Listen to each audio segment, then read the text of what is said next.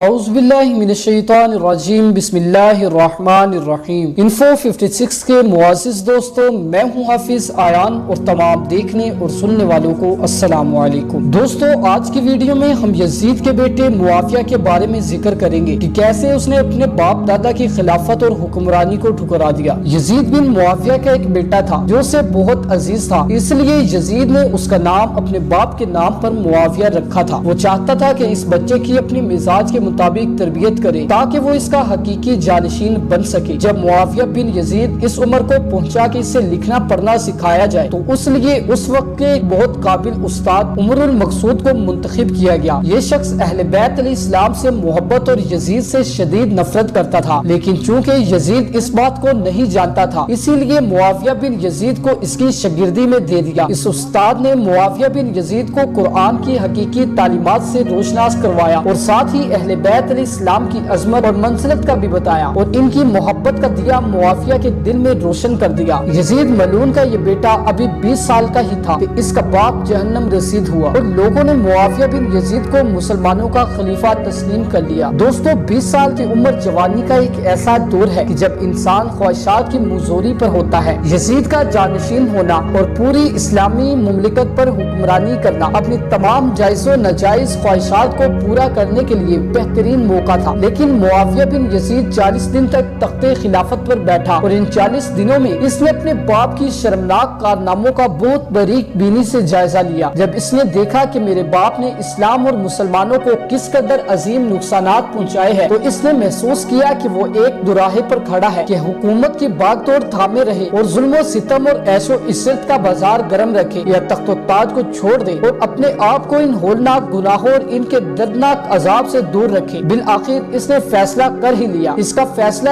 ان سچی تعلیمات اور اس ایمان کے طفیل ہی ممکن ہوا جو اس کے رگوں میں شامل ہو چکا تھا۔ اس نے ایک عزم راسخ کے ساتھ حکومت کے عہدیداروں اور عوام کو مسجد میں جمع کیا اور پھر خود منبر پر جا بیٹھا۔ اس نے اپنی تقریر میں سب سے پہلے خدا کی حمد کی اور اس کے بعد رسول اکرم صلی اللہ علیہ وآلہ وسلم پر درود بھیجا اور وہ پھر وہاں موجود لوگوں سے مخاطب ہوا اور کہنے لگا، میرے باپ نے اس شخص سے تخت و خلافت کے لیے جنگ کی جو تمام لوگوں میں سب سے زیادہ اس مقام کا حقدار تھا۔ اسلام میں اس کا کردار سب سے زیادہ روشن تھا، شجاعت اور علم میں وہ سب سے آگے تھا۔ وہ سب سے پہلے ایمان لایا اور رسول خدا کے سب سے زیادہ نزدیک تھا۔ وہ رسول کا چچا زاد، فاطمہ زہرا کا شوہر، سبتین کا باپ تھا۔ پھر بھی جب میرے باپ نے اس سے جنگ کی تو تم سب نے میرے باپ کا ہی ساتھ دیا اور میرے باپ نے اس خلافت پر قبضہ کر لیا اور وہ اس وقت تک قابض رہا جب تک اس کی موت نہ آ پہنچی اور اس کے بعد خلافت میرے باپ یزید کے حصے میں آئی۔ وہ اپنے اعمال اور بدکاری کی وجہ سے ہرگز اس کا اہل نہیں تھا، لیکن وہ پھر بھی اس پر قابض رہا اور اس کا نفس اسے بدترین کاموں کی ترغیب دیتا رہا۔ وہ اپنے برے کاموں پر بھی فخر کرتا تھا۔ اس نے بھی خدا کی بتائی ہوئی حدود سے تجاوز کیا۔ رسول اللہ صلی اللہ علیہ وآلہ وسلم کی اولاد پر اس نے بدترین ظلم ڈھائے، لیکن اس کی حکومت کی مدت بہت تھوڑی تھی اور بہت جلد اس کی شرمناک زندگی کا خاتمہ ہو گیا۔ آج وہ اپنے اعمال کے حساب کتاب میں الجھا ہوگا۔ جب معاویہ بن یزید کی بات یہاں تک پہنچی تو اس کا گلا روند گیا۔ کافی دیر تک وہ بلند آواز سے روتا رہا۔ اس کے بعد وہ دوبارہ مخاطب ہوا اور کہنے لگا، اے لوگو، میں تمہارے گناہوں کا بوجھ اپنے کندھوں پر نہیں اٹھا سکا اور نہ تمہاری دوستی کا توق اپنے گلے میں ڈالوں گا۔ اب تم خود جو بہتر سمجھو کرو یا وہ حکومت کرے جس کا تم انتخاب کرو۔ میں اپنی بیعت تم لوگوں پر سے اٹھاتا ہوں اور اس خلافت کو ٹھکراتا ہوں۔ معاویہ بن یزید کے ان جملوں نے محفل میں ایک طوفان برپا کر دیا۔ سب حیران اور اضطراب سے ایک دوسرے کو تکنے لگے اور پھر زور زور سے شور مچانے لگے۔ ہر شخص اپنی رائے دے رہا تھا۔ مروان بن حکم جو منبر کے نزدیک ہی بیٹھا تھا، اس نے کھڑے ہو کر معاویہ پر اعتراض کرنا چاہا، جس پر معاویہ نے غصے سے چیخ کر مروان سے کہا، مجھ سے دور ہو جا، کیا تو ہیلے اور بہانے سے میرے ذہن میں داخل ہونا چاہتا ہے؟ میں نے تمہاری خلافت کا مزہ نہیں چکھا ہے کہ تمہارے گناہوں کی ذمہ داری اٹھاؤں۔ اگر یہ خلافت فائدہ مند چیز ہے تو افسوس کہ میرے باپ نے اس کے ذریعے صرف اپنے گناہوں اور بدبختی میں اضافہ کیا ہے، اور اگر یہ نقصان دہ چیز نہیں ہے تو جو بدبختی اس سے میرے باپ نے سمیٹی ہے وہی کافی ہے۔ میں اپنے